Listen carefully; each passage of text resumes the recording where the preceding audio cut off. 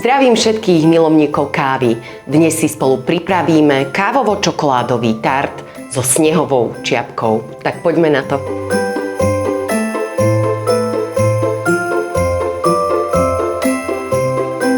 V miske zmiešajte rozmixované sušenky, vanilku a rozpustené maslo, kým zmes nebude pripomínať mokrý piesok. Všetko nasypte do formy s priemerom 23 cm, ktorej dno ste vyložili papierom na pečenie. Zmes poriadne utlačte na dno aj boky formy a vložte do chladničky, kým si pripravíte náplň. V hrnci zohrejte smotanu spolu s kávou, s cukrom, pod bod varu a zalejte ňou nasekanú čokoládu. Nechajte minútu postáť, aby čokoláda zmekla a rozmiešajte. Náplň nalejte do vychladnutého korpusu, rovnomerne rozotrite a vložte do chladničky aspoň na 2 hodiny, ideálne však cez noc. Pripravte si mering alebo pusinku. Do hrnca vlejte vodu, nasypte cukor a nechajte zohrievať, kým tekutina nezíska 110 stupňov Celzia. Vtedy začnite šľahať bielka a vyšľahajte ich do pevných špičiek. Keď má sírup teplotu 115 stupňov Celzia, začnite ho za stáleho šľahania tenkým prúdom nalievať ku snehu.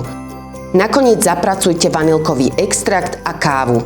Vyšľahaný sneh naložte lyžicou na vychladnutý koláč a pekne rozotrite. Pomocou opaľovacej pištole sneh opálte. Sladké Vianoce vám želá Popradská káva a redakcia Dobrého jedla.